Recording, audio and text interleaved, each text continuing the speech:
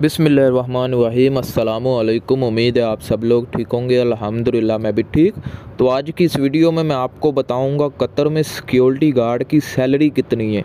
कुछ लोग कहते हैं हमें पाकिस्तान में 2250 रियाल बता रहा है, कोई कहता है मुझे पाकिस्तान में 2550 रियाल बता रहा है, तो कोई कहता है मुझे 300 रियाल खाने का बता रहा है और प्लस ओवर टाइम अच्छा खासा बता रहा है। तो आज की वीडियो में मैं आपको फुल गाइड कर दूंगा, फुल इन्फॉर्मेशन दे दूंगा कि इधर रियल सैलरी क्या है, ठीक है, और किस तरह पता लगेगा कि ये हमें सैलरी उधर मिलेगी या नहीं मिलेगी। उसके बाद मैं आपको 2 से 3 ऐसे तरीके बताऊंगा कि आपको पता लग जाएगा कि आपकी सैलरी कतर में यही लगेगी या चेंज होगी, ठीक है।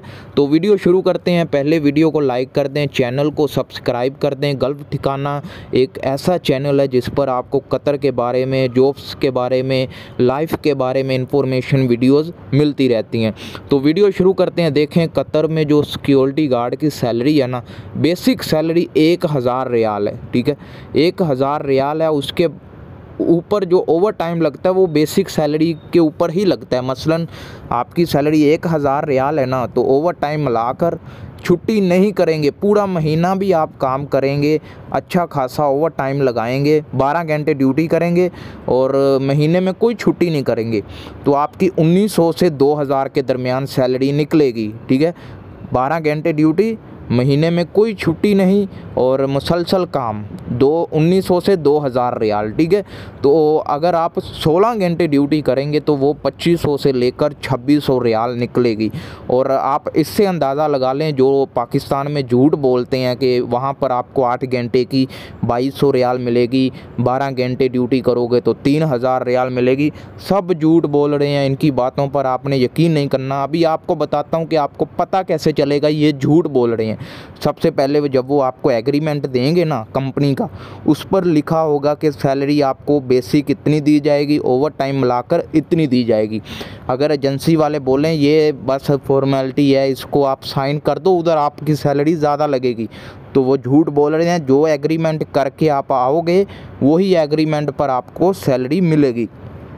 ये जो झूठ बोल रहे हैं इनकी बातों पर आपने यकीन नहीं करना और वही सैलरी आपने एग्रीमेंट ध्यान से पढ़ना है, फिर आपने साइन करना है। उसके बाद जब आप KYC करवाने जाएंगे कतर वीज़ा सेंटर में, तो वहाँ पर भी आपको पहले बताया जाता है आपकी सिक्योरिटी गार्ड की ड्यूटी है और आपकी इतनी सैलरी है, 1000 रियाल, 1300 रियाल, 1500 रियाल KYC वाले बताते हैं।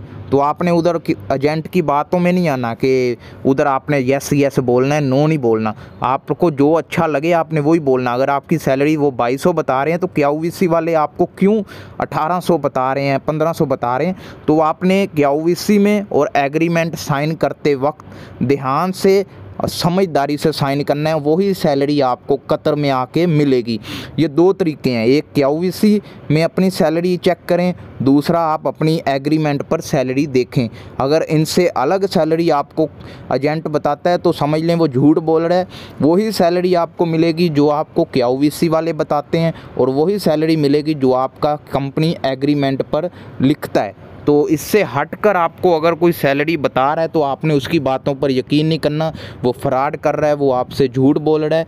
तो इसी तरह की इन्फॉर्मेशन वीडियोस आपको इस चैनल पर मिलती रहेंगी। उम्मीद है आपको वीडियो पसंद आई होगी।